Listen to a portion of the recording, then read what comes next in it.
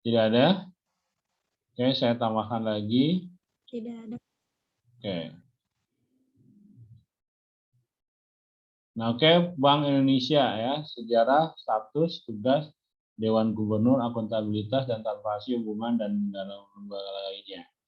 Nah, ini sejarah Bank Indonesia, sirkulasi dulu, cikal bakal Indonesia, Bank Sirkulasi yang dulu Bejabs Bank NV yang 945, kemudian di sini Pusat Bank Indonesia berubah. Nah, ini fungsinya jaga stabilitas moneter, mengedarkan uang, mengembangkan sistem perbankan, menjalankan bank komersil, tanggung jawab kebijakan moneter ada pada pemerintah. Kemudian fungsi bank komersil dihapus, Bank Indonesia yang dulunya, jadi dulu Bank Indonesia itu juga bank komersil ya, tapi perannya dihapus ya. Nah, di sini hingga agen pembangunan, kasir pemerintah, Dewan Moneter, bank, banker bank ya. Jadi pusat-pusatnya bank. Kemudian di sini, nah 199 kebijakan moneter dasar Bank Indonesia menolak satu pihak. Jadi ini benar-benar pure, pemerintah tidak turut campur kebijakan moneternya benar-benar menjadi kuasa dari bank Indonesia itu sendiri ya. Nah, kemudian menjadi badan hukum. Nah, statusnya lembaga independen, pemerintah atau pihak lain tidak boleh intervensi, BI wajib menolak intervensi itu sendiri. Jadi BI itu benar-benar independen dari pihak luarnya ya. Tujuannya mencapai kestabilan nilai rupiah, internal, inflasi, eksternal push. Jadi Bank Indonesia itu selalu menjaga supaya tadi laju inflasi tidak terlalu tinggi, juga tidak terlalu bagusnya sih rendah ya, karena dengan inflasi rendah itu juga akan menandakan bahwa perekonomian kita itu maju atau meningkat. Kemudian itu akan dibarengi dengan nilai push ya. Push ini ya kita lumayan besar ya di pasca reformasi, push kita terjun bebas ke angka 10.000 ke atas sampai 14 ribuan. Dulu zamannya Orde Baru kurs kita bahkan di angka 2.500 ya atau 3.000. Tapi begitu reformasi terjun bebas ke angka 10.000, 15.000 bahkan pernah mencapai 20.000 ya. Nah, ketika kurs tersebut semakin tinggi terhadap terhadap nilai rupiahnya, maka itu menandakan bahwa daya saing uang kita terhadap uang negara lain itu berkurang ya. Itu juga akan berimplikasi terhadap perekonomian karena nanti nilai tukar juga akan sangat memberatkan ketika misalkan sekarang, kalau dulu kan zamannya Orde Baru yang saya ingat $1 itu hanya 2.500 ya, tapi sekarang $1 itu sekitar kisaran 14.000 sampai 15.000 ya, jadi lumayan besar tuh ya, sehingga itu akan berdampak terhadap nilai-nilai transaksi, apalagi transaksi yang sifatnya ekspor impor yang kebanyakan menggunakan. Dan kesalahan kita adalah di masa lalu itu adalah setiap transaksi yang sifatnya transaksi internasional itu kebanyakan kita menggunakan sistem keuangan atau kurs internasional, bahkan menggunakan dolar ya, sehingga ketika terjadinya perubahan kurs yang sangat signifikan kenaikan, maka itu berimbas terhadap pembiayaan yang dikeluarkan oleh perusahaan-perusahaan dalam negeri ya. Contohnya gini, kalau misalkan taruhlah ini Ibu Siti nih, Ibu Siti seminar ekspor importir. Misalkan dulu pembiayaan ke negara lain, misalkan ke Amerika. Dulu misalkan pembiayaan itu $1 miliar, $1 miliar misalkan ya. Kemudian waktu zamannya pembiayaan awal itu dolarnya satu dolarnya itu hanya misalkan Rp5.000. Jadi kan ibu menghitung cash flow tuh untuk pembayaran itu Rp5.000. Berarti kekejar nih, kalaupun naik 5.500 atau 6.000 masih kekejar dengan tadi berbagai bidang sektor usahanya. Tapi begitu kurs itu naik besar menjadi 2 kali lipatnya, maka ibu juga membayarnya akan menjadi 2 kali lipatnya. Kalau dolarnya tetap sekian, misalkan ibu hanya 1 miliar dolar hutangnya, tapi karena rupiahnya terjun bebas, maka akan berkali lipat ibu membayarnya. Nah, itu zaman kemarin kita krisis moneter dan krisis keuangan, kemudian krisis perekonomian, itu terjadi seperti itu. Sehingga yang dulu hanya punya hutang, misalkan kalau dirupiahkan 1 miliar, karena kurs rupiahnya anjlok, karena kita perjanjian hutangnya menggunakan dolar, maka ya otomatis itu berkali lipat-lipatnya ya, ketika nilai kursnya besar ya. Makanya karena itu tadi dulu kita terlalu diintervensi oleh luar negeri dan kita terlalu membanggakan dengan transaksi-transaksi yang sifatnya menggunakan transaksi nilai mata uang asing atau malah dolar lah. Jadi kalau setiap transaksi kita pakai perjanjian dolar. Nah, ini dolar. Ya akhirnya begitu nilai tukar rupiahnya anjlok, ya otomatis bebannya semakin besar, gitu kan. Nah itu yang makanya kesini reformasi kesini, mulai kesini diusahakan atau dihimbau oleh pemerintah bahwa setiap transaksi internasional itu dihimbau menggunakan perjanjian dengan nilai rupiah. Supaya tadi apa? Ketika nilai dolarnya naik, karena nanti pembayarannya atau misalkan transaksi utamanya dengan rupiah, itu tidak akan ikut naik. Gitu kan. Misalkan dulu ibu misalkan hanya punya hutangnya adalah 1 miliar rupiah. Walaupun dolar naik ya nggak masalah mau dibayar dolar berapa, yang penting saya punya dulu hutangnya 1 miliar rupiah, ya itu aja yang dibayar kan. Tapi kalau udah menggunakan dolar ya kursnya akan sangat berpengaruh. Gitu ya.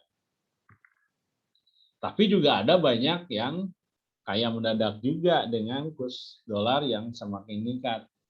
Yaitu tadi para spekulan yang menyimpan uangnya dengan dolar di luar negeri, gitu kan? Di luar negeri disimpan. Nah begitu dulu nyimpannya waktu misalkan rupiah 1 dolarnya 5.000 rupiah, gitu kan? Begitu krismon, begitu sekarang datang, dia apa? Ya dolarnya naik kan jadi 14.000 ya, otomatis berkali lipat dia dapat kekayaannya kan gitu ya. Walaupun zaman sekarang sudah mulai tuh digayat lagi oleh pemerintah tuh, ayo sini uang-uang konglomerat bawa ke Indonesia gitu kan, untuk dibangun di Indonesia, diinvestasikan di Indonesia, dikasih kebijakan kemarin ada tax amnesty, sok nanti dikasih pengampunan pajak katanya gitu ya. Ada tuh waktu itu ada tuh yang satu pengusaha menukarkan dolarnya sampai 1 miliar dolar ya. Ya untung dia mah dulu punya dolarnya waktu zaman 5.000. Sekarang ditukar ke rupiah seluruhnya 1 miliar dolar ketika kursnya jadi 14.000. Ya berapa kali lipat dia dapat kan gitu ya. Nah itu para spekulan waktu itu ya ada yang kaya dengan nilai kurs yang sangat besar itu gitu ya. Nah itu ya, kalau misalkan Anda berbicara kurs, jadi bisa saja. Jadi tanpa usaha kapan nilai dolarnya naik, maka ya uang pun nilainya naik. Jadi kalau Bapak Ibu punya dana ya silahkan Anda Bapak Ibu beli dolar tuh. Misalkan punya uang 10 juta beliin dolar seluruhnya dapat berapa tuh. Ketika dolar misalkan 14.000, nanti kalau dolar naik jual kan gitu ya. Ya kalau misalnya selisih 1.000 kan lumayan kan gitu ya. Atau selisih 2.000 ya kan lumayan kan. Tapi ya harus hati-hati juga gitu kan. Karena juga menyimpan dolar tidak bisa sifatnya penyimpanan dolar di perbankan. Oke. Nah, ini Definisi Bank Indonesia 99 2004. Instrumen independensinya BI diberikan kewenangan untuk menetapkan sasaran-sasaran dari suatu kebijakan moneter untuk mencapai sasaran inflasi yang ditetapkan dengan mempertimbangkan dampak terhadap perkembangan ekonomi dan keuangan. Nah, dalam ekonomi makro itu segala bentuk perdagangan ya itu selalu dinanti adalah tingkat suku bunga. Nah, ini tingkat suku bunga ini yang menentukan Bank Indonesia kan gitu ya. Karena tingkat suku bunga ini nanti juga akan berimplikasi terhadap nilai transaksi bisnis yang dijalankan di sebuah negara. Ya, ibu mau beli rumah, perumahan, lihat dulu tingkat suku bunganya naik atau turun. Oh turun, oke beli rumah. Kalau turun ya otomatis ke sektor-sektor transaksi bisnis juga akan turun. Oh, kalau lagi naik ya udah jangan kredit, kalau naik simpan aja dana. Kan gitu ya. Nah, itu yang harus diperhatikan dalam konteks bisnis gitu kan. Nah, para manajer perusahaan juga memperhatikan itu karena tingkat suku bunga suatu negara itu memegang peranan penting dalam transaksi bisnis, khususnya untuk menekan resiko-resiko terhadap kenaikan suku bunga. Ya. Nah, kalau lihat Bapak Ibu di dunia atau di Amerika, biasanya di New York, gitu ya, itu biasanya tingkat suku bunga federal Federal Amerika, Bank Federal itu dilihat dulu, ya naik nggak, turun nggak. Nah itu juga akan mempengaruhi pasar bursanya, pasar modalnya. Ketika tingkat suku bunga Fed-nya naik, rata-rata ya mereka jumping juga, naik juga, gitu ya. Tapi kalau dia turun ya ada beberapa yang juga harus diturunkan. Nah sama juga di Indonesia. Kalau di Indonesia kan bursa efeknya ada di Jakarta dan Surabaya. Itu lihat dulu tingkat suku bunganya berapa BI mengeluarkan setiap monthnya, setiap bulannya, gitu kan. Nah itu juga akan mempengaruhi. Nah inilah yang menjadi peran penting dari Bank Indonesia yang sekarang masih dipegang, yaitu tadi instrumen kebijakan moneter yang tidak boleh diintervensi orang lain atau diintervensi pihak luar. Jadi dia menentukan berapa tingkat suku bunganya yang nanti akan dari ke bawahnya juga akan mempengaruhi transaksi bisnisnya, kayak gitu ya. Transaksi bisnis dan transaksi ekonomi. Nah, itu yang disebut dengan instrumen independennya. Kemudian personal independennya bahwa pihak lain dalam mencapai kebijakan moneter BI masa jabatan dari 5 tahun, kemudian berjenjang dan dapat diangkat kembali. Nah, di sini pemerintah juga walaupun BI adalah independen, tapi pemerintah juga punya kepentingan. Maka di sini untuk Dewan Gubernur itu harus diusulkan oleh Presiden, diusulkan oleh DPR, diangkat oleh Presiden dan disetujui oleh DPR. Jadi tetap ada peran pemerintah di sini, walaupun dalam fungsinya nanti benar-benar pure BI menjalankan kebijakannya sendiri, ya.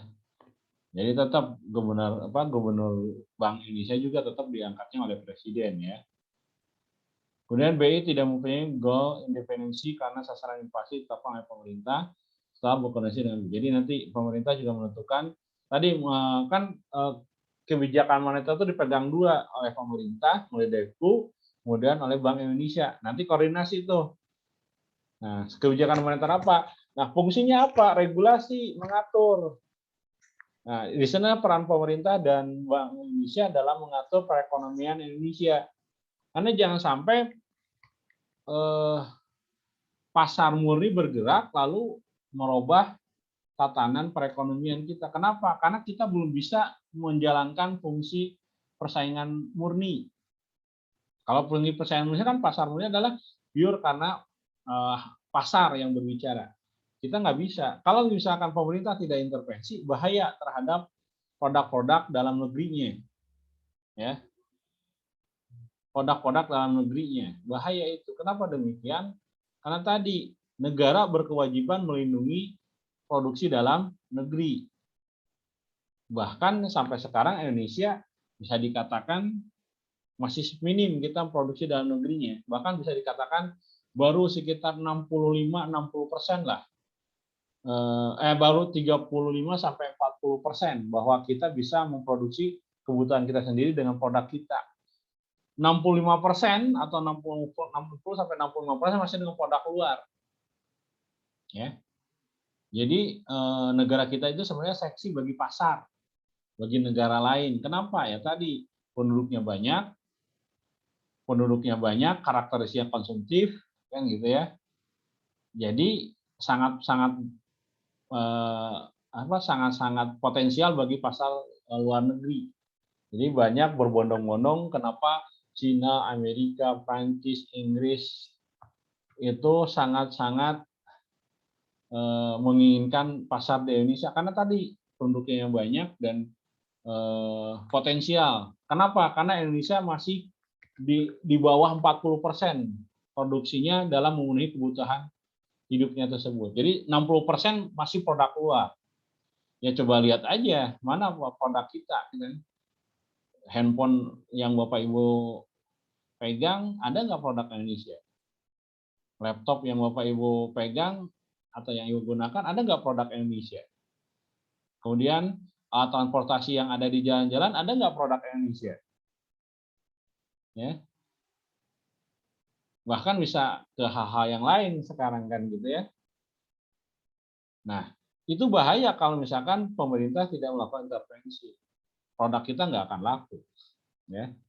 Contohlah sepatu. Sepatu kalau misalkan produknya sama tanpa ada perlindungan dari pemerintah, akan laku nggak produk kita dengan produk dari luar? Misalkan nih, Adidas dengan produk Bata lah, atau produk dari Cibaduyut, atau dengan produk lokal lah.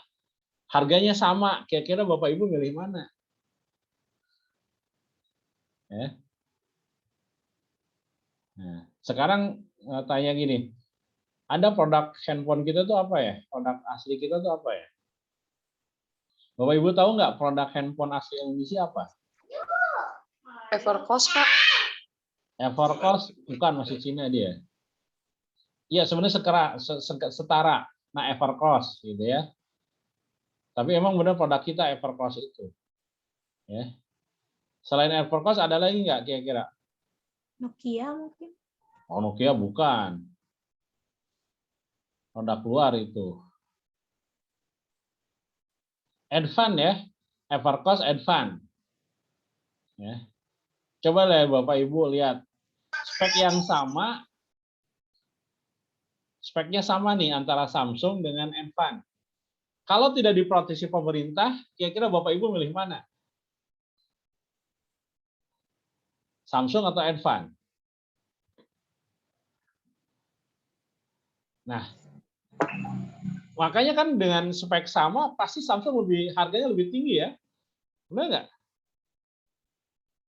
Ya, misalkan Samsung dengan memori 6 GB gitu ya, 128 memorinya, kemudian ininya 8 GB, 6 GB, dengan Advan yang 8 GB, pasti harganya masih tetap Samsung lebih besar ya.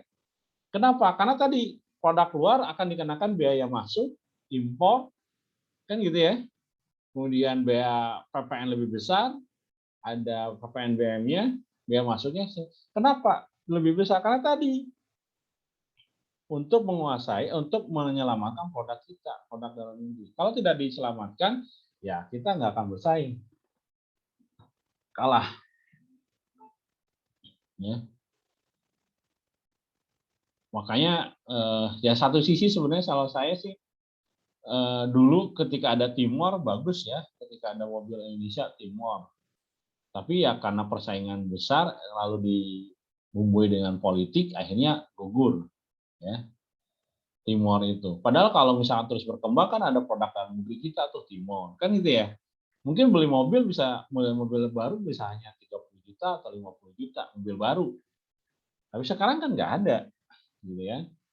Walaupun ya tadi kenapa ya sebenarnya kalau menurut saya lihatnya dengan tidak adanya Timor itu benar-benar persaingan perdagangan otomotif.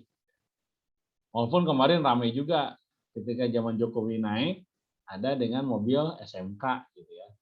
Tapi begitu sudah naik SMK-nya nggak ada kan gitu ya. Itu sebenarnya persaingan bisnis juga. Gitu. Coba kalau ada SMK mungkin mobil juga akan lebih murah.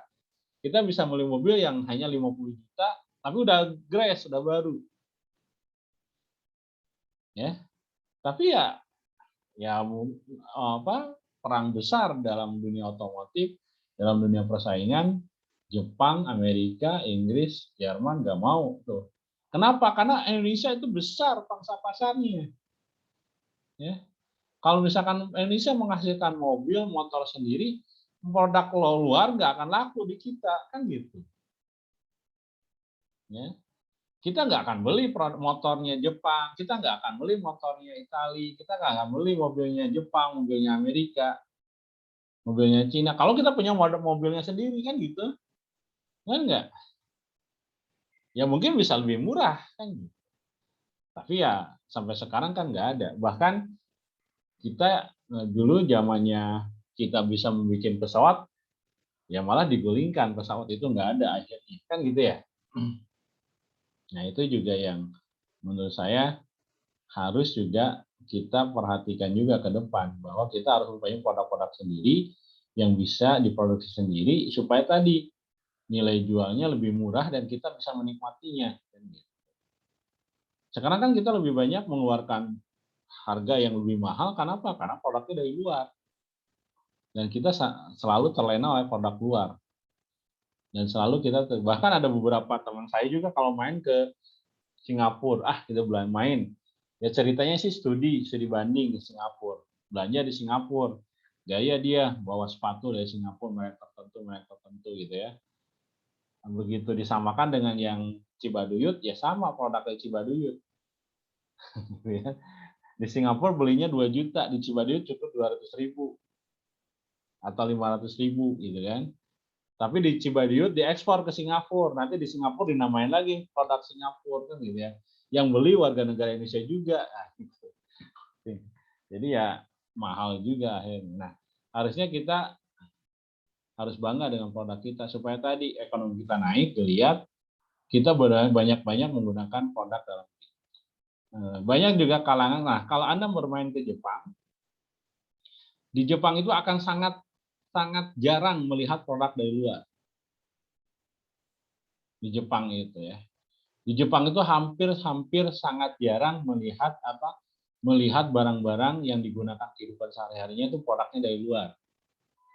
Itu kebanyakan produk-produk Jepang. Kalaupun ada di Jepang itu mahal produk luarnya itu. Jadi ya kenapa? Karena mereka bisa memproduksi barang-barang kebutuhan hidupnya sehari-hari dengan produknya sendiri. Dan mereka mengakui produk sendiri akan lebih baik, akan bisa digunakan. Kenapa? Karena tujuannya juga nanti akan mengangkat ekonomi negara itu sendiri. Nah, kebayang dengan 280 juta penduduk Indonesia yang sampai sekarang hanya sekitar 40% produksi dalam negerinya, berarti kan ada pangsa pasar 60% yang diperebutkan oleh negara lain. Ya. Nah, kebayangkan 50% aja atau naik sampai 20%, 60% akan sangat banyak dampaknya terhadap perekonomian Indonesia. Kalau misalkan kita bisa memproduksi dalam negeri, kan gitu ya. Produk lokal. Ya. Kita konsumen di dalam negeri akan lebih enak, kenapa? Harga lebih murah. Kan gitu. Dan juga akan berdampak pada perekonomian kita. Pendapatan kita akan naik. Sehingga produk-produk luar akan sangat jarang. Kan gitu. Walaupun ada akan sangat mahal, sehingga ya tadi penduduk Indonesia masyarakatnya akan lebih memilih produk lokal. Kan gitu. Tapi sekarang karena produksi kita hanya sampai 30-35%, ya wajar kalau misalkan kebanyakan dari kita masih menggunakan produk-produk luar. Karena ya tidak ada lagi. Coba deh handphone. Nggak ada kan produk kita kan? Oppo dari Cina, Redmi, Xiaomi, Samsung Korea, Apple Amerika. Kan gitu ya. Padahal hampir seluruh penduduk Indonesia, bukan hampir sih, sekitar 50% penduduk Indonesia menggunakan produk itu, benar nggak? Dari 280 juta orang, 140 juta menggunakan handphone itu. Kalau produknya produk dalam negeri akan berdampak besar terhadap industri itu, benar nggak? Nah, jadi ke depan harusnya seperti itu, gitu kan. Pemerintah harus menciptakan produk-produk lokal, gitu ya, supaya tadi. Ya sekarang kan, ya yang ketara di kita adalah alat-alat elektronik, alat-alat komunikasi, dan alat transportasi masih dikuasai oleh pasar oleh luar negeri, barang-barang dari luar. Kenapa? Nggak ada produk kita itu sebenarnya. Sebenarnya ada pelopor-pelopor, tapi selalu dihantam dengan persaingan bisnis yang dibumbui dengan persaingan politik. Ya. Jadi para pelaku pasar dunia itu melihat nih mana produk yang nanti akan mengancam produknya mereka. Nah itu akan diserang tuh di berbagai bidang supaya tadi tidak produk itu tidak jadi diproduksi. Ya contoh tadi pesawat, di PTN-nya malah atau PT Dirgantara ini malah bangkrut. Timor, SMK sekarang, dulu ada Jialing ya, nggak ada sama sekali. Sehingga nggak ada produk-produk kita yang bertebaran di negara kita gitu kan. Ya. Nah itu yang harus kita pikirkan ke depan supaya tadi kita itu menikmati produk kita sendiri. Ya. Yang baru sekarang sepeda yang mendunia mungkin ya. Ada Polygon, ada Trail, gitu ya. Itu produk kita ya, benar kan?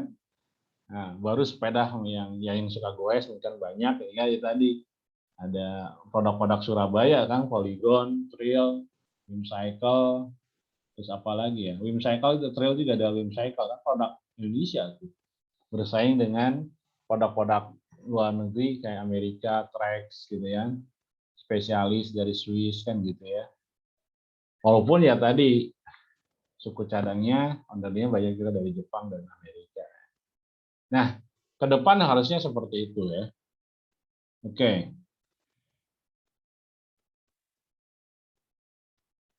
Nah, ini tugas BI mencapai tujuan menstabilkan rupiah, menetapkan melaksanakan kebijakan moneter, mengatur dan menjaga kelancaran sistem pembayaran, mengatur dan mengawasi bank. Nah, mengatur dan mengawasi bank ini sekarang fungsinya diambil alih oleh OJK ya.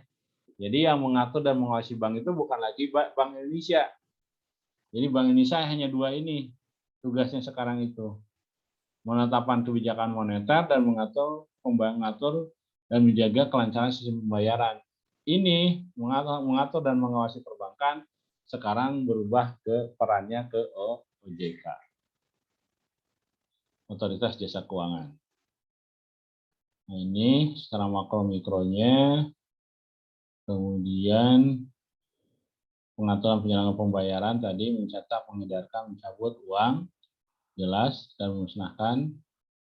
Nah ini mencetaknya sih bukan DIBI-nya. Siapa coba mencetak uang? Bapak Ibu tahu nggak perusahaan apa yang mencetak uang? Peruri. Nah, Peruri ya. Perum Peruri. Jadi Perum perusahaan umum yang milik pemerintah, tapi yang berhak mengedarkannya adalah Bank Indonesia. Ya. Nah, itu. Kemudian mengatur sistem clearing antar bank, melaksanakan dan memberikan izin atas penyelenggaraan jasa sistem pembayaran, kemudian menetapkan penggunaan alat pembayaran. Ini juga sama, izin ini sekarang tidak lagi di Bank Indonesia, tetapi di OJK. Ya. Nah ini mengawasi dan mengatur perbankan ada lagi di OJK, sekarang udah pindah ke OJK. Nah ini strukturnya, ya strukturnya gubernur.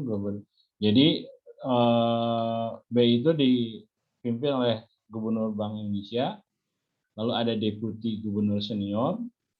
Nah jadi Deputi Gubernur Senior itu adalah nanti membawahi deputi-deputinya. Jadi deputi-deputi ini nanti berbagai bidangnya masing-masing ya. Sekarang siapa ya gubernur Bank Indonesia itu? Saya lupa lagi. Nasution bukan ya? Ya, nanti saya tahu Pak. Berikutnya, nah ini hubungan dengan pemerintah. Jadi sebagai pemegang kas pemerintah, ya. Jadi uang itu, uang negara itu disimpan di BI dan disalurkan ke bank-bank lainnya ya, ke BRI, ke BNI gitu kan, melalui tahap pembangunan ya. Terus mengelola kewajiban pemerintah terhadap luar negeri. Nah ini juga sama, ketika ada utang-utang negara Indonesia, nah nanti yang membayarkan kemudian menerima ya ini dari Bank Indonesia. Membantu menerbitkan surat penerbitan hutang negara. Nah ini juga sama ya. Surat utang negara ini tahun 2021 ini ya lumayan kita mengeluarkan lembar surat utang yang sangat besar ya. Konon kita sudah mencapai 6.500 triliun ya hutang negara kita ya. 6.500 triliun. Ya itu tadi ya, ketika pendapatannya berkurang tapi infrastruktur harus digenjot terus, ya akhirnya kita mengeluarkan surat utang negara Ya lumayan besar. Ini rasionya sangat besar, hampir melebihi 40% ya. Karena kalau nggak salah produk domestik bruto kita itu hanya sampai 3.000 triliun, 2.500 triliun. Sedangkan rasio utang kita sudah 6.500 triliun, jadi rasionya sudah sampai 40. Karena sebenarnya batas maksimalnya itu 45% ya, rasio utang negara kita tidak boleh melebihi atau tidak besar dari gross domestic brutonya ya. Itu juga harus hati-hati kita. Karena kalau utangnya besar, negara akan bangkrut. Gitu ya. Ya biarin lah yang mikirin negara apa ini aja ya, para gegedean aja. Nah ini menanggung utang tidak boleh memberikan pinjaman pada pemerintah, ya tidaklah ya. Jadi pemerintah itu nggak boleh minjem uang ke BI ya. Jadi pemerintah minjem ke luar negeri, nanti yang menyiapkan BI ya. Memberikan mendapatkan pertimbangan tentang RAPBN. Jadi rencana anggaran pendapatan dan belanja nanti juga. Jadi ketika pemerintah menyusun RAPBN setiap tahunnya, nanti juga ada tim dari Bank Indonesia yang juga akan memberikan pertimbangan dan pendapatnya tentang susunan RAPBN tersebut. Ya. Nah, hubungan internasionalnya kerjasama dengan bank sentral negara lain, organisasi dan lembaga internasional berarti atas nama pemerintah. Jadi ketika dia bekerja sama keluar ya dia atas nama pemerintah dia ya. Akuntabilitasnya dan anggaran menyampaikan informasi kepada pemerintah, kepada masyarakat, kemudian evaluasi kebijakan moneter, rencana. Makanya di sini wajib Bank Sentral Indonesia itu mengumumkan setiap kebijakan moneternya, khususnya di tingkat suku bunga. Kenapa demikian? Karena itu akan berdampak terhadap kondisi ekonomi makronya, makro Indonesia, dan juga nanti secara makro ke mikronya pun akan sama. Jadi wajib ya. Nah, BPK dapat melakukan pemeriksaan khusus, sisa surplus usaha BI diserahkan kepada pemerintah.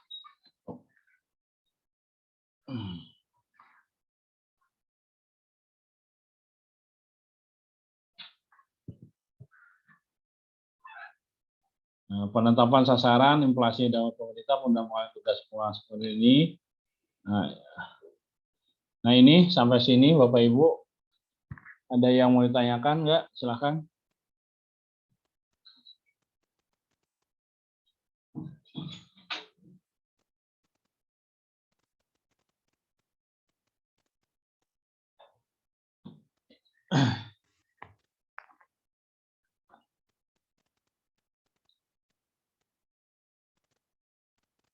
Ya silakan, ada yang ditanyakan tidak? Pak Heri di luar ya, hati-hati Pak Heri, ini nggak berkendara. Oh lagi berkendara Pak Heri, hati-hati.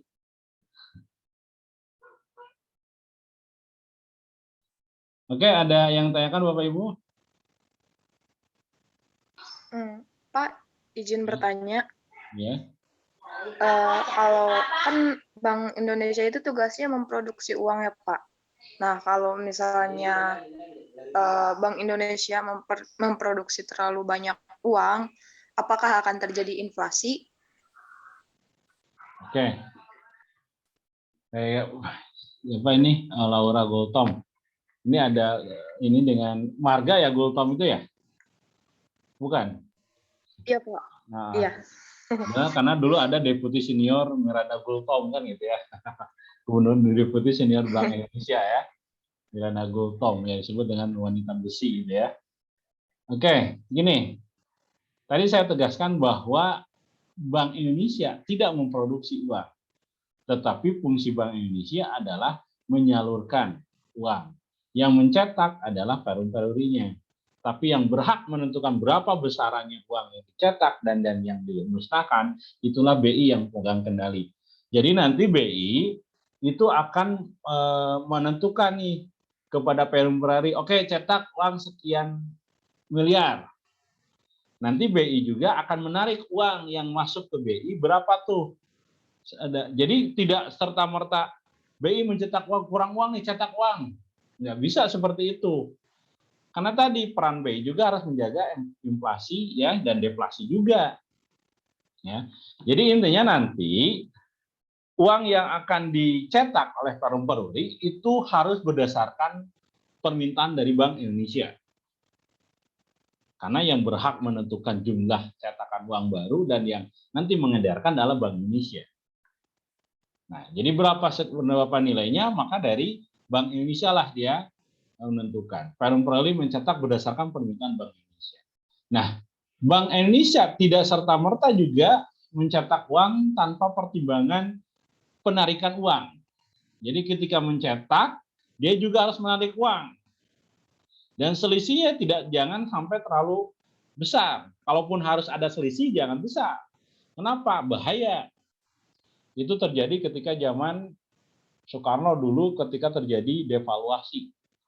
Ketika terjadi devaluasi, itu kenapa? Karena banyak uang yang beredar di pasar atau banyak uang beredar di masyarakat. Zamannya Pak Soekarno tahun berapa ya? Sekitar tahun 65 lah, 65 berapa ya.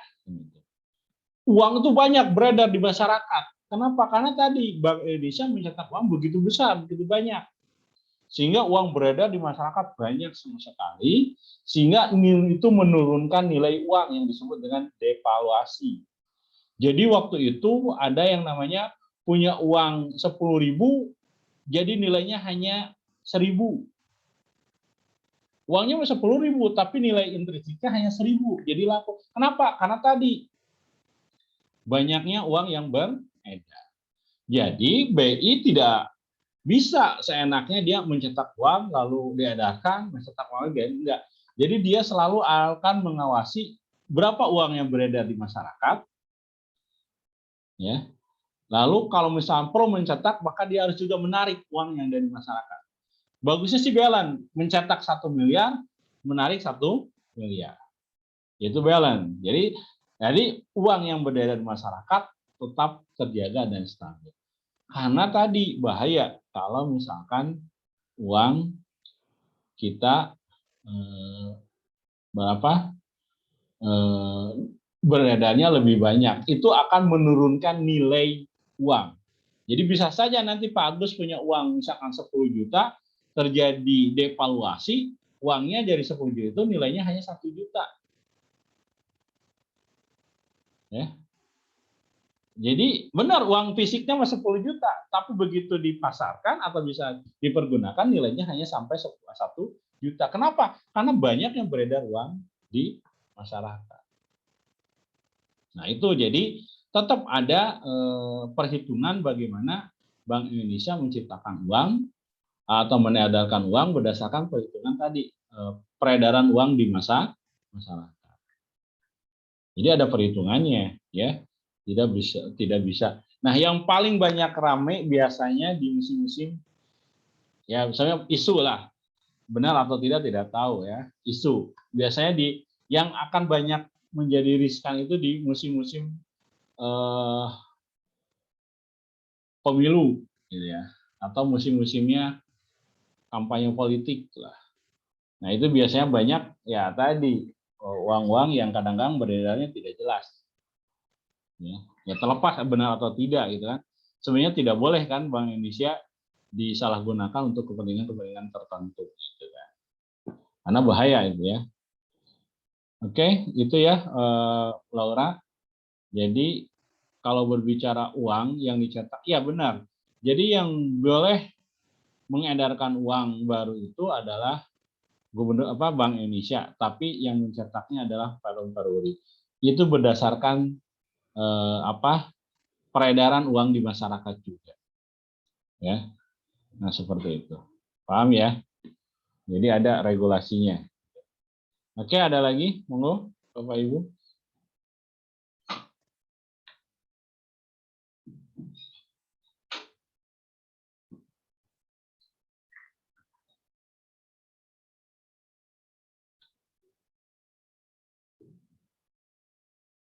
Ya, sebenarnya riskan ya kalau misalkan ya kita belum mengalami, kita pertama itu mulai devaluasi keuangan, nilai uang menurun itu ya. Ya mudah-mudahan ke depan tidak lagi ya, karena lumayan itu bisa mengakibatkan kekacauan masyarakat ya. perekonomian juga akan ambruk ya ketika uang yang beredar sangat banyak. Itu tadi, makanya peran Bank Indonesia itu benar-benar mengatur peredaran uang di masyarakat. Gitu ya.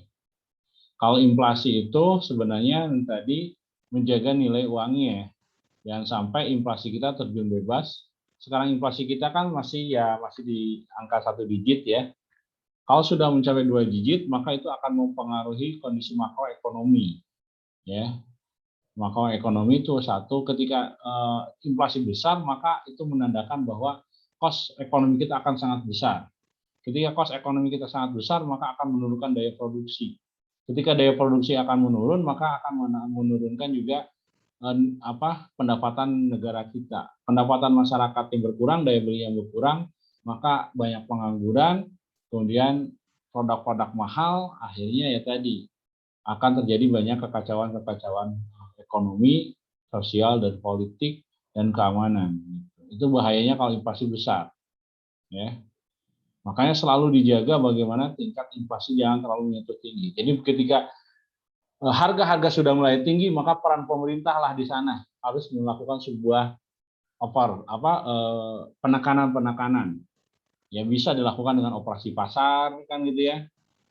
Kemudian bisa melakukan dengan suntikan-suntikan dana untuk bisa menyuplai produk-produk atau produksi-produksi ekonomi kan gitu. Karena kalau inflasinya besar itu akan sangat benar. Makanya selalu dijaga. Nah sekarang juga inflasinya sangat besar. Kenapa? Karena produk-produk kita nggak bisa keluar. Ya tadi karena musim pandemi ini. Tapi juga di negara ini juga sama, gitu kan? Di negara ini juga sama. Akhirnya sama lah, balance. Sehingga inflasinya tidak terlalu sangat mengkhawatirkan. Asal dijaga aja terus bagaimana tingkat stabilitas ekonomi kita. Yang harus diperhatikan adalah juga tingkat psikologis masyarakat kita juga. Masyarakat itu kita terlalu mudah terpicu oleh isu-isu, gitu kan. Ingat kejadian 97 krisis moneter, di mana kasusnya hanya di kalangan tertentu, tapi isunya menyebar sehingga menjadi kekacauan, kepanikan masyarakat, sehingga kemarin 97 itu terjadi rush besar-besaran di semua perbankan. Dan perbankan tidak siap untuk bisa menyediakan dana yang sangat besar pada saat tertentu, pada saat bulan tertentu. Bayangkan ada satu bank yang harus mengeluarkan uang sampai ratusan miliar karena ditagih dananya oleh nasabahnya. Ya tidak ada dana itu sendiri karena sudah lagi dilendingkan lagi Nah itu ras yang bahaya. Ya. Nah, sebenarnya ras itu terjadi karena kepanikan secara ekonomi. Jadi dulu 97 orang tidak percaya bahwa uang yang di bank itu akan hilang. Jadi banyak orang menarik dananya dari bank, gitu kan. Akibat tadi BLB. Walaupun 2010 ada kasus Senturi juga sama ya, di mana suatu perbankan itu dananya hilang dan dana masyarakatnya hilang. Sedangkan yang dijamin oleh LPS hanya dana-dana di bawah 2 miliar kan gitu ya. Jadi orang yang punya uang 10 miliar, 50 miliar dananya hilang begitu aja. Kan kebayang kalau Laura Gultom Laura punya uang 10 miliar dia disimpan di bank. Tahu-tahu oleh bank, maaf Pak dananya nggak ada. Kira-kira gimana kan gitu ya. Nah itu juga menjadi khawatir. Nah, makanya dijaga oleh Bank Indonesia, makanya sangat ketat ketika perizinan perbankan dilakukan. Kenapa?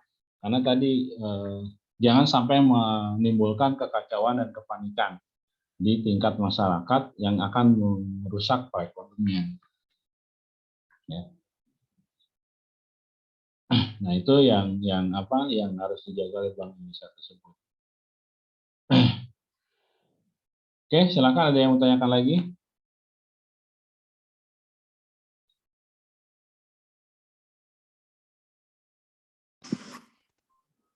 Pak, Niken izin bertanya.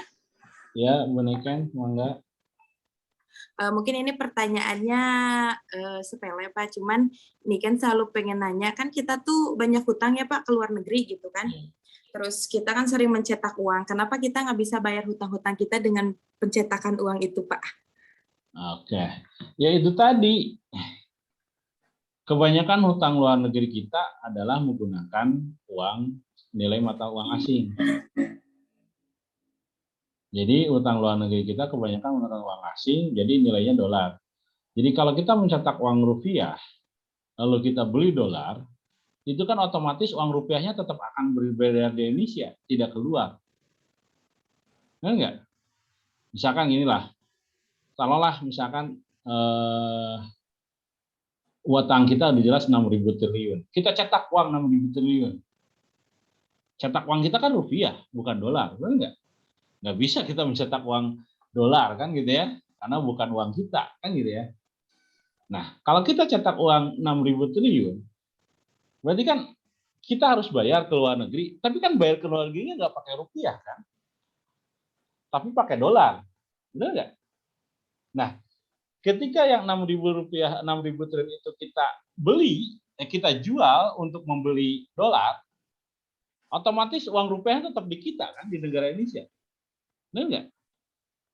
Tidak keluar. Nah, dapatlah dolar. Dolar dibalikan ke negaranya atau ke negara yang menghutang kita kan gitu. Nah, yang 6.000 yang ditiru berarti kan beredar di kita. Dolar kita habis. Nah, ada di 6.000 kita, triliun kita ada di dalam negeri. Ya otomatis uang yang beredar di Indonesia akan lebih banyak. Ya itu juga akan menimbulkan kekacauan yang namanya devaluasi juga. Nah itu. Jadi kenapa sih? Ya emang benar sih. Kan kita bisa nyetak uang untuk bayar hutang kan gitu ya. Ya tidak sesimpel itu. Kenapa? Karena hutang-hutang luar negeri kita kan dibayarin juga harus menggunakan uang luar negeri itu sendiri. Nah, sedangkan uang luar negeri ya kita nggak bisa nyetak. Tapi kita hanya bisa menyimpan devisa, kan gitu ya. Nah, kalau devisa kita dibayar semua, kita nggak dapat apa-apa, nggak dapat cadangan, ya otomatis yang 6.000 triliun itu akan berada di kita, ya otomatis nilainya juga akan mempengaruhi, akan turun. Apalagi juga kalau misalkan kita mau beli dolar yang sangat besar, itu juga akan menaikkan kurs dolarnya. Wah, Indonesia mau bayar hutang, pasti beli dolar banyak. Otomatis nilai kurs dolar akan akan berdampak juga terhadap rupiah. Nah, rupiah yang tadinya kita cetak beredar di Indonesia akan sangat menurunkan nilainya. Jadi devaluasi. Jadi nanti Bu Niken punya uang 100.000 dijajankan hanya bisa beli bakso. Kebayang nggak? Uang 100.000 karena uang yang beredarnya banyak, jadi begitu mau jajan 100.000 bakso hanya cukup 1 mangkok bakso, gimana rasanya? Nah seperti itu. Jadi kalau mau beli bakso aja 100.000, bagaimana mau beli sepatu, gitu ya? Berarti harus berapa ratus ribu lagi. Nah itu bahayanya. Jadi tidak sembarangan. Beda dengan dolar. Dolar kenapa menguasai? Karena alat tukar dunia. Jadi kalau Amerika, Federal Amerika, Bank Federal Indonesia, Fed, itu mencetak uang, dia asal tidak beredar di Amerika, kan? Tapi bisa laku ke negara lain, mana enggak? Berarti kan bisa beredar di negara, oke lah, Fed ngasih dana nih ke Indonesia akan mudah, ngasih $1 miliar, cetak aja. Beredarnya di siapa? Ya di Indonesia, benar enggak? Tidak di Amerikanya. Nah itulah keuntungannya. Kenapa dolar itu sangat enak atau sangat menguasai dunia. Kenapa? Karena uang dolar itu bisa beredar di seluruh dunia. Nah sekarang uang rupiah, coba deh Ibu jalan-jalan ke Malaysia, laku nggak? Atau Ibu jalan-jalan ke Singapura, pakai uang rupiah, laku nggak? Enggak, harus ditukar dulu kan? Nah, itu yang terjadi. Jadi tidak bisa bahwa kita membayar hutang negara kita keluar harus dengan mencetak uang kita sendiri. Kenapa? Karena tadi uang kita tidak seperti dolar, tidak seperti pound sterling yang bisa beredar di negara lain. Karena apa? Karena dolar sudah menjadi alat transaksi internasional. Sedangkan rupiah tidak sama sekali. Ibu ke Singapura beli sama pakai rupiah nggak bisa, harus tukar dulu dengan dolar Singapura. Ibu main ke Malaysia nggak bisa beli dengan rupiah, harus tukar dengan ringgit Malaysia. Benar nggak? Nah, seperti itu yang terjadi. Jadi kenapa tadi tidak semudah ya udahlah kita cetak nih bayar selesai. Enggak, karena uangnya juga akan berdampak kepada negara kita. Ya. Nah itu sebenarnya konsep-konsepnya. Ya. Jadi tidak seenaknya seperti itu. Ya. Walaupun ya menurut perkiraan ya Bu Nika ya sama, iyalah ngapain kita bisik-bisik bayar aja nih pakai uang kita cetak tuh. Ya sih mudah, tapi itu secara ekonomi. Kenapa demikian? Karena ekonomi kita ekonomi terbuka. Ekonomi terbuka itu adalah ekonomi yang berkaitan dengan transaksi internasional. Gitu. Transaksi internasional.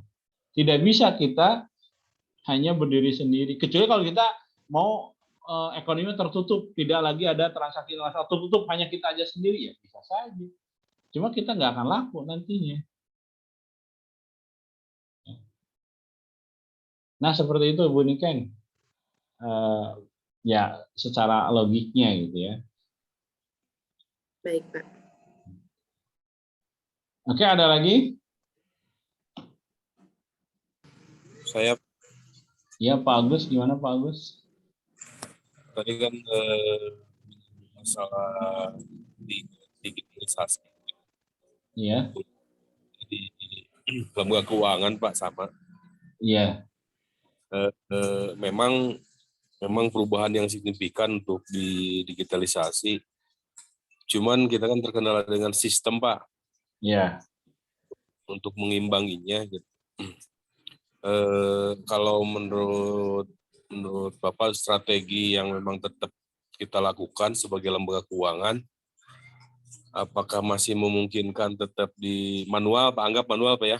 Iya. Atau tetap harus mengikuti perubahan zaman yang sekarang, Pak? Kalau lihat perkembangannya Pak, itu lambat laun akan berubah Pak. Lambat laun tetap ke depan akan berubah ke digitalisasi. Itu tidak bisa kita hindari sebenarnya. Ya. Cuma untuk manual di kita itu sebenarnya masih bisa memegang peranan penting, masih memegang peranan. Karena di Indonesia transisi manual masih menguasai. Gitu ya. Bahkan bisa dikatakan sekarang, kalau dulu kan 70% ya. Nah sekarang sudah mulai tergerus sampai 60%, bahkan bisa saja sampai 50%. Tapi ya itu masih kita, ya kalau berbicara manual itu masih bisa memegang peran penting. Ya kalau saya bicara waktu ya mungkin 10 tahun ke depan ya masih ada gitu. Cuma entah setelah lewat 10 tahun ke depan apakah kita masih manual atau tidak. Dengan kan modal store minimal 50 miliar Pak ya? Iya. Kalau nggak ya. itu baru dikaitkan jadi buku 3 Pak. Sementara kita kan masih buku 2 tuh karena asetnya masih di bawah 500 miliar. Iya, 500 miliar benar. Ya itu tadi Pak. Jadi sebenarnya ini juga sebenarnya permainan-permainan pemain-pemain besar juga sih Pak. Sebenarnya. Jadi pemain-pemain besar ingin menjaga tetap monopoli mereka dalam pangsa pasar Indonesia, khususnya di dalam pembiayaan tadi lembaga keuangan. Ya mereka juga memainkan peran itu, gitu kan? Karena mereka punya sumber daya dan punya pengaruh yang besar juga terhadap regulasi di Bank Indonesia-nya, gitu kan? Sehingga pemain-pemain pelaku-pelaku yang dananya terbatas ya akan sangat benar-benar terganggu gitu Pak. Tapi selama masih ya tadi sebenarnya kan kendala infrastruktur itu bukan hanya di kalangan para pelaku bisnis perbankan juga atau lembaga keuangan juga, tapi juga di kalangan masyarakat sendiri itu juga, gitu kan. Selama masyarakat masih infrastrukturnya masih terbatas ya tetap manual masih berlaku Pak. Ya berharap aja juga bahwa di lembaga keuangan itu juga masyarakatnya juga masih sebagian besar masih bertransaksi manual gitu kan. Jadi peran manualnya masih tetap ada gitu kan.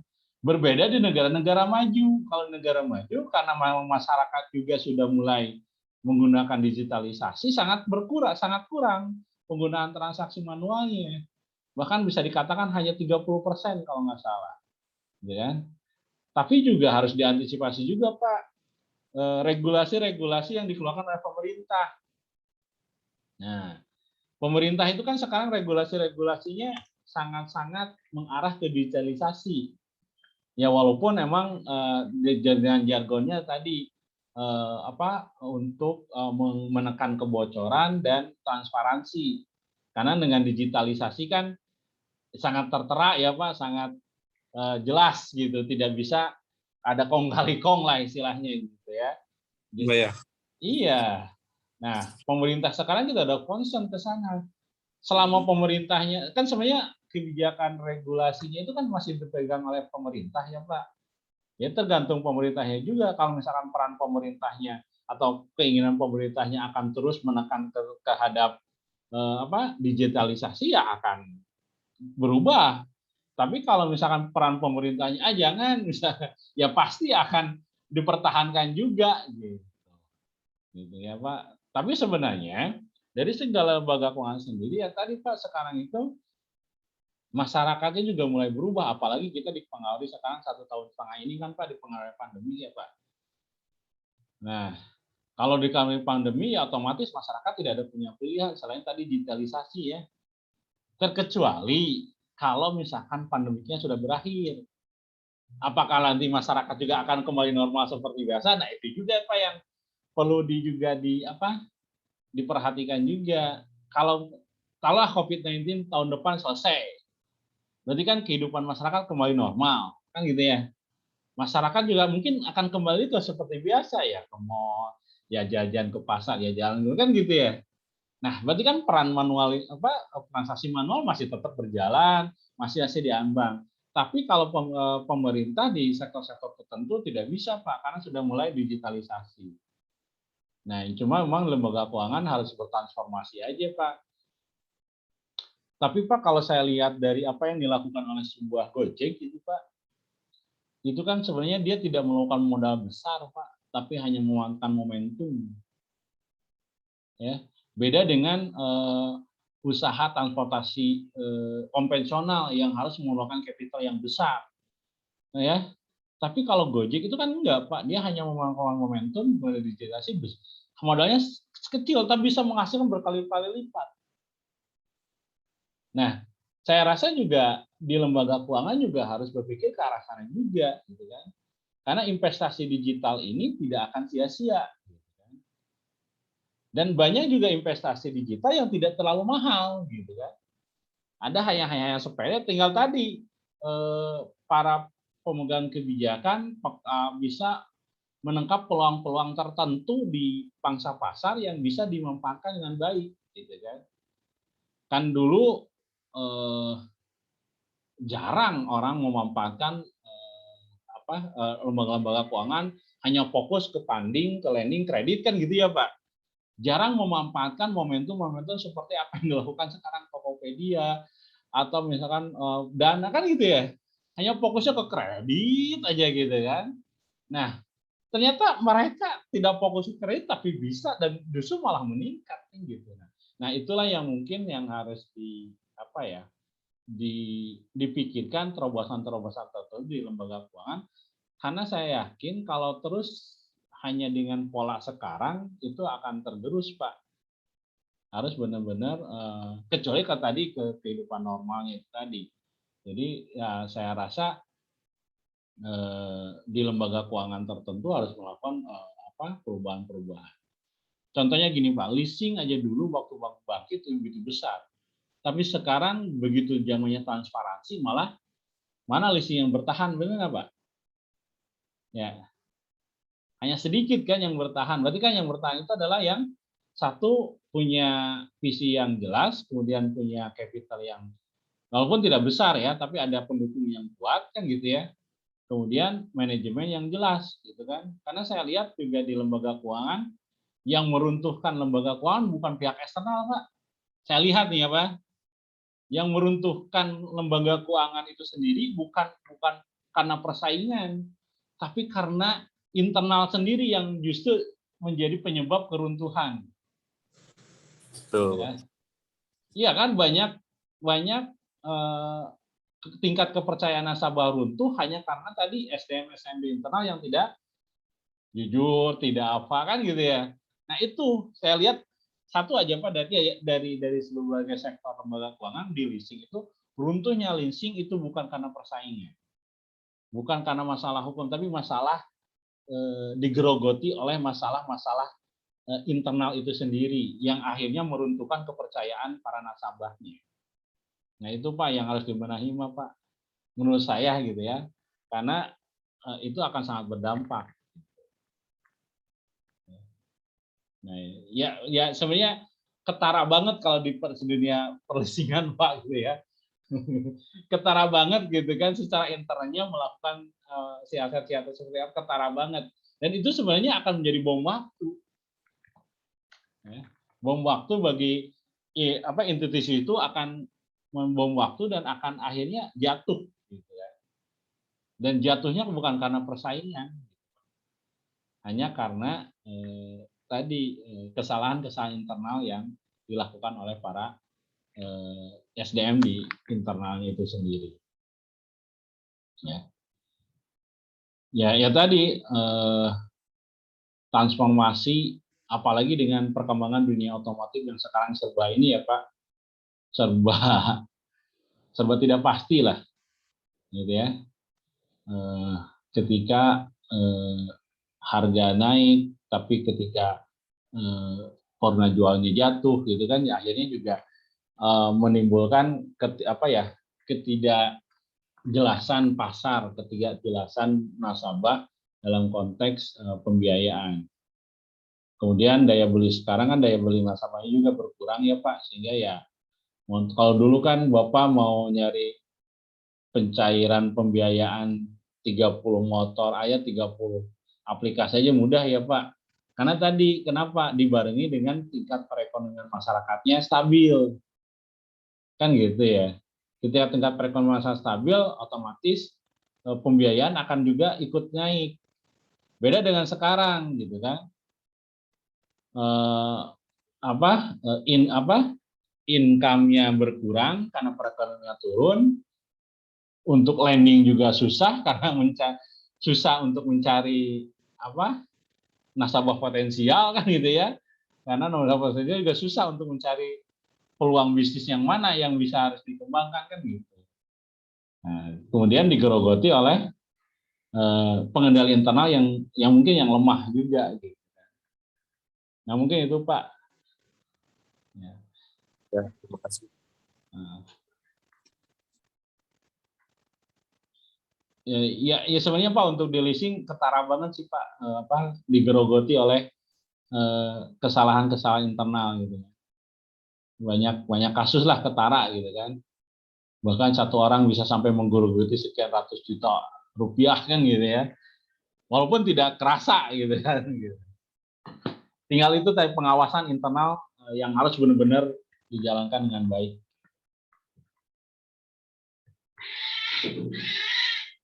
Oke, saya rasa cukup ya untuk perkuliahan hari ini. Terima kasih atas perhatiannya dan mohon maaf atas segala kekurangannya. Nanti materinya juga saya share di web ya. Dan mudah-mudahan ke depan bisa kita lanjutkan lagi. Mungkin itu saja, tapi kalau bisa dibuka dulu videonya, kalau bisa kita screenshot dulu ya.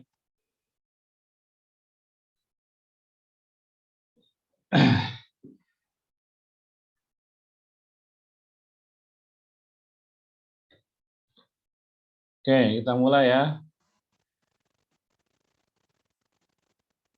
1, 2, 3.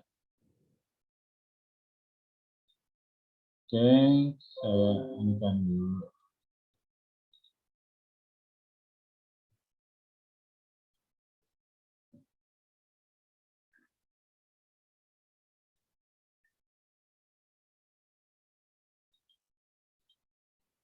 Oke, yang kedua ya.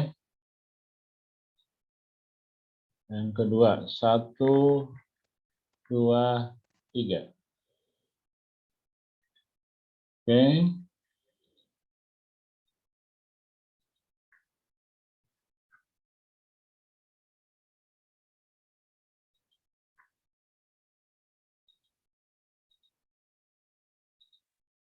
Oke, sekian aja. Terima kasih atas perhatian Bapak Ibu. Mohon maaf atas segala kekurangannya.